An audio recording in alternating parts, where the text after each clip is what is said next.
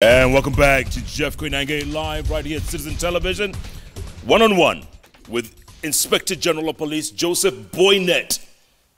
We are taking him to task about everything. And here we go about police housing, IG. So, presidential directive. Police no longer will live in those squalor, horrible places that they live. They'll get an allowance and live amongst us, so to speak. How is that going to work in heaven's name? Explain to me. First of all, if the allowance is 18,000 shillings, where are you going to live for 18,000 shillings a month in this city? Ngong? Kahawa? Yols or Kayole? Where are they going to live? There are plenty of places, Jeff. Go on, tell me. Plenty of places in this city, and let me put it this way. The reasons that informed us to take that decision, make that recommendation, and which was announced by His Excellency the President, is that we realized that many of the approaches that we were using to house our officers were not working. They were not delivering answers that we wanted as fast as we wanted. So we thought that the best way of delivering and fixing this crisis on housing the police was to allow them to live with the people they serve and give them an allowance. And we did some quite extensive research, and IPO also did their own in 2015 and made the same recommendations. We also did a market survey, and we are convinced with that amount of money, a constable would get a decent place to live in this city. A decent place to live. For 18,000? Yes, and let me emphasize that fact, that we want all our officers to live in dignity and to live decently. Because as you described correctly, many of them live in squalid conditions. Completely.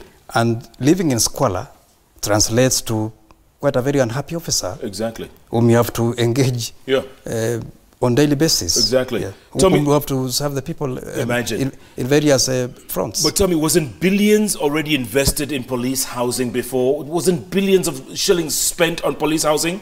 It may not be, well, cumulatively it could amount to that much, but it did not enable us to house or bridge the deficit that we know exists, because we have a total number of about 22,000 units and we have a deficit of about 80,000. So it was going to take us a long time to fix that deficit, and we thought the best way of ensuring every officer lives with dignity and some fair measure of decency is to grant each one of them house allowance and allow them to live with the people they serve. Okay, so for argument's sake, let's say officers are paying 18,000 in Umoja or Zimmerman or Kahawa. A crisis occurs in Westlands, and you need to deploy immediately, and you need numbers. How are you going to do that? You've taken care of that, Jeff, because every officer in charge of a police station, like they do even at this point in time, will be required, or is always required, even at this point in time, as I said, to have a duty roster. That duty roster shows officers on duty and will show officers on standby and officers on leave or on course or on transfer. So at any one point in time, an officer in charge of a police station will have sufficient manpower to respond to any crisis. And number two, we will also have officers in formed police units, our rural rapid deployment unit and GSU. So should there a crisis occur, a fire, a riot, we'll be able to mobilize officers. And even what if the ones on standby don't live anywhere near where the crisis is? If you are on standby, you must report on duty. That's what it means. And stay where? The station, or we will erect shift quarters where we'll expect these officers to operate from, maybe keep their uniforms, and await just in case they are required to be deployed on duty. Yeah. Tell me something. Why are police stations so horribly built? Or, you know, they're so unkempt, so untidy, messy. From Mothangari to Muthaiga to Kileleshwa, the police stations are not even attractive. And that's the reason why we have taken that decision that we will no longer focus on housing officers. We will only house officers on or deployed in formed police units. Those on general duty, we will allow them to find their own places to live in. Then we will now focus on making or putting up better police station buildings. They are not, many of them are not in the best conditions. No, they're not. And that I admit, they're not in the best of conditions because of resource constraints. But if you travel around, you will see we have made attempts to refurbish them, give them a fresh coat of paint, give them new furniture. Travel around, Jeff, you will see that there's something going on in our police stations. I think you should have something good. Yeah, I think you should have kept the old uniforms and fixed the police stations. But that's just me, IG. You will get used to it, Jeff, and you will like it. I know you've traveled around the world. You've been to New York, you've been to South Africa, you've been to many other places, yes, and you've seen policemen and women put on good blue uniform. Yeah, but not this ugly blue, Chief. I'm telling you. You will get used to it, and you will like it. Okay, some people are fearful of policemen living amongst themselves in their neighborhoods, especially recently with all these homicides. Like yesterday in Nakuru, a policeman kills his spouse, child, and then kills himself. This was yesterday, and this has been happening a lot lately. Every so often, policemen killing their spouses and killing themselves. Now these people are going to be our neighbors? Sure, they'll be your neighbors. Let's put it this way, Jeff. We have 105,000 police officers. We have a handful, because I guess the difficult working conditions, some of them may not be able to handle the stress and do the things that you have mentioned, but it's just a tiny number. I mean, in terms of proportion, if you compare the number of police officers that we have and those who do those kind of terrible things, it's a tiny number. And you see, we are part of society. Those things also happen in wider society. They happen in wider society. Yeah. So we are not also immune to those kind of things happening. Now, when we allow officers of subordinate ranks now to live with members of the parliament, we strongly believe that since they will have a stake in safer neighborhoods, they will become better stakeholders in providing security in the neighborhoods they live in. Don't you think so, Jeff? I don't want that guy with a gun living near me. No. Let me also explain this. Officers are not allowed to go to their homes with guns. Oh, how do these people end up with guns killing their wives? That was a police station line. But now, when we allow them now to go live in privately rented quarters, so you get on your duty, get a firearm if you have to have one, return it back and go home. Unless you have your own and spare number two, one. yeah, of course. Which spare one, Jeff? You know, some people have their own personal firearm. If you have your license to own one, then you can have one in your own private premises. Number two, and I think this needs also to be borne in mind by every one of us, is for many, many years, including myself, we've lived amongst the communities that we serve.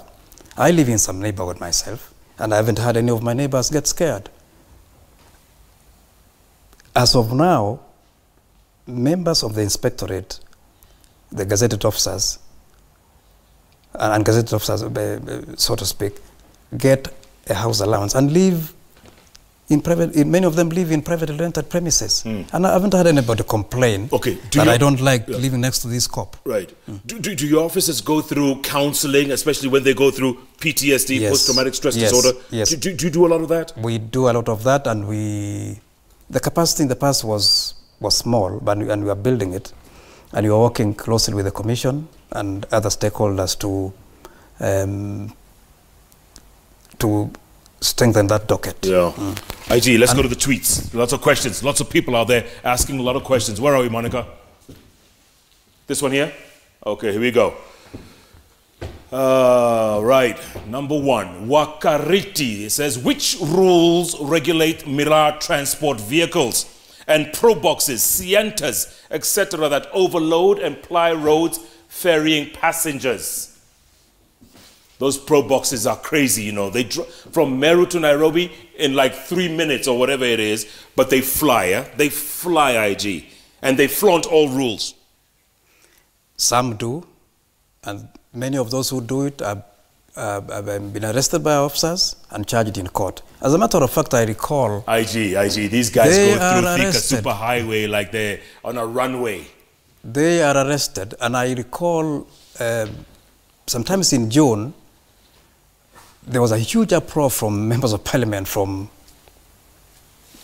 where many of those vehicles come from. Yes. Because we had arrested quite a number of them. And so they were complaining? They were complaining. That you were arresting them all the time? And I told them, please tell your constituents to obey the law, and they will have no problem with us at all. Yeah. Yeah. And you were blocked one time going to Meru, weren't you? That's not true. I wasn't blocked. Yes, you were. I was not. What happened? The truth is, I wasn't on that road at that time. I went to Meru in the morning.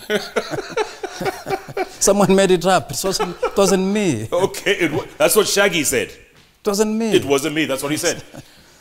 Real Zaz says, insecurity, Kisauni, Mombasa. What about that, insecurity in Kisauni? I think I need the facts, because Kisauni, insecurity in Kisauni? Apparently there's a gang called Mwakali Wow or something. Have you heard of them? I've heard of them, and I know there's a lot of good work that has been going on in the coast to deal with that gang. Yeah? You're going to sort them out? Are you sorting them out? Yes, we arrest them and charge them in court. And there's many other gangs, by the way, across the country, not just Mombasa. And those kind of gangs know the kind of risks they run by breaking the law. Okay, is it true? Is it true Mungiki is creeping back? Is it true? And enjoying protection from some of your officers? No, it isn't true. It isn't true. That is creeping back and enjoying protection of some police officers? Mungiki is creeping back? Give me the facts. Hey, my friend. Because the operators are saying, you know what, business is tough because extortion, you know, the usual stuff. What I know is there are gangs that operate in some bus terminuses. They intimidate bus owners, they intimidate bus crews, but those are not necessarily members of a criminal gang. Those are fellows who operate out of bus terminuses. Why are they being arrested? But not necessarily members of a criminal gang. What are they? Just extortionists? You see, when you... I don't know the last time you went to a bus terminus, but if you go there, you find people who tout around, which is, according to the Traffic Act, illegal. And we always endeavor to deal with them. I get returns daily on the number of people who have been arrested and charged in court for touting. Izako Sora, kindly ask the IG Boinett whose interests are militia groups serving in Kenya. Surprisingly, after getting paid upfront accommodations in Kenya, tomorrow they talk of you having taken their land, their plot, etc. Which are these groups? Which are these so-called militia groups? Dan Amikelo, why is the top police leadership not raising the issue of commuter allowances for the police now that they are no longer housed in police camps and lines? We have raised that to the right quarters, and I strongly believe we will get good answers. How will they be moving from Kayole to, or from Zimmerman to the police stations? Is there transport picking them up all the time? Not all the time, but we are making effort to get commuter allowances for them. So they'll get a commuter allowance? When it is approved, because we have made a request. Walimu Bentiza Mogesa says, if today your work, Boinett, comes to an end or your term expires, what will Kenyans remember you for? By the way, your term comes up, what, in 2019, next year? Correct. March 2019? Yes. Are you walking away? Walking away? Are you going to leave your, is it renewable or you're gone? The law is very clear. That you're gone, one term? Yes. And So you have months to go. Yes. So the man is asking you, what do you want to be remembered for? For forging closer working relations amongst police officers themselves and with other national security agencies, giving the police a new curriculum, both for recruits and for promotional courses, introducing or reintroducing, for that matter, the cadet cadre to the police, because we had direct entry inspectors of police in the past, but it was done away with. We are introducing it, and we are also going to be taking direct entry inspectors, chief inspectors of police, and even ASPs. We have done great things for the police. Yeah. Yes. By the way, I understand that there's a mad scramble. People seeking to succeed you. A long list of people, and I'm sure you've heard about this. What kind of candidate would you want to succeed you? Who would you have in mind? I don't have anybody in mind, because it's not my job to... Okay, what qualities are you looking for? Someone to succeed you? I wish I had a role in the selection process, because I don't. So you don't care who comes after you? No, I do care. I would want someone who will carry forth the ongoing reforms and transformation process in the police. Yeah. Yes. By the way, does DCI fall under you? Yes, it does. He does, huh? Yes. But he seems to be the new blue-eyed boy of this administration, huh? I mean, he's starring, man. He's making you guys look bad. Is that so? I don't think so. He makes all of us in the police look good. Yeah, but he's the blue-eyed boy. He's the new, sheriff in town. That's what those are the terms you've given him in the media. That could be your likely successor, you know that? I don't know. What if? I'll be quite a happy person. Okay. Viewer. Jeff, mwambie Inspector General watu wanaibiwa usiku vibaya sana Tomboya along Afia Center, especially Fridays and Saturdays. And you say the muggings, there are no muggings in town. I didn't say there are no muggings at all in town. I said they are not of the magnitude. Okay, you said crime was down. It's down, yes. So, what we tell... I know about Kisumu. I was in Kisumu a couple of weeks ago, and that viewer knows that there's a lot of work going on now to deal with the criminals who are bothering people in Kisumu town? Yes. Brian, ask IG if he knows the Hessies. Who are those? Hesi wa Dandora, Hesi wa Kayole, etc., and their connection to the police. They usually have a lot of security intelligence. What's that security intelligence? But do you know Hesi wa Dandora, Hesi wa Kayole? I've had some fellow who posts a lot of stuff in the social media. Is he one of your guys? But I don't know what that viewer means when he talks about that chap having lots of security intelligence. I don't know what it means. But is he one of your officers, this Hesi dude? No. He's not? No. He just blogs a lot or what, or tweets or whatever? He's just an excitable chap, I would say. He's what? An excitable chap who seems to have a lot of interest in security issues. Okay. So, bottom line, can you assure Kenyans, I mean, this is a pivotal moment. You have what? December, January, February. You have 4 months to go before you're out of office. You have 4 months. Can you reassure Kenyans, December holidays are around the corner. Our roads are still as dangerous as ever. People are going to be traveling. Security is still a problem for many people. Talk to her. Talk to your people. Talk to Kenyans. Number one, I don't think security is as bad as you have put, Jeff. I think we have done a lot of good things as a collective, as members of the national security community, to provide safety and security for all our people in this country. And we know that December holidays have traditionally given us a lot of problems because of people moving in various directions, holidaying in the coast, going up country, traveling overseas, etc., etc. We have put in place measures to ensure that this time round, we want people to travel safely and securely on our roads. Those who do not want to obey the law, they had better be warned. They had better be warned. And there's an announcement coming Friday? There's an announcement coming this Friday, and better heed. Silas Jakakimba, I don't know if you know him. He's a PA to former Prime Minister. He says, good evening, Jeff. Congratulate the IG for the great job he's doing to ensure service delivery to Wananchi. Hongera sana. But please let him know that most of us here on the ground believe that the current police uniform should remain as it is. Please don't change the uniforms. It will change for general duty police. And you will like it, I guarantee you, Jeff. Yeah. And Mr. Jakabimba, you will like it. IG, good to see you as always. Thank you, Jeff. Thanks for your time, and I appreciate it. Come visiting again. We would love to, before you leave office. Can we do that? Even when I'm out of office, keep visiting. As long as I'm not in handcuffs. Why would we want to handcuff you? Unless you want to. No. Thanks so much for being a part of the show. Keep tweeting at Koinange Jeff, at Citizen TV Kenya. The hashtag, as always, is JK Live. And you know, every Wednesday, it's all about those 3 letters on the keyboard that follow each other. JKL, right here on Citizen Television. Tomorrow morning at 6 a.m., join Professor Hamo and myself on the hottest breakfast show in all of Africa. Hashtag Jeff and Hamo on Hot. You should come on that show one time, huh? Early in the morning, 7 a.m. Yeah. Because you got to work early, right? Yeah, I got to work at 5:30 a.m. One of these days, 7 a.m., come and talk to us. That will be after sunrise. Long after sunrise.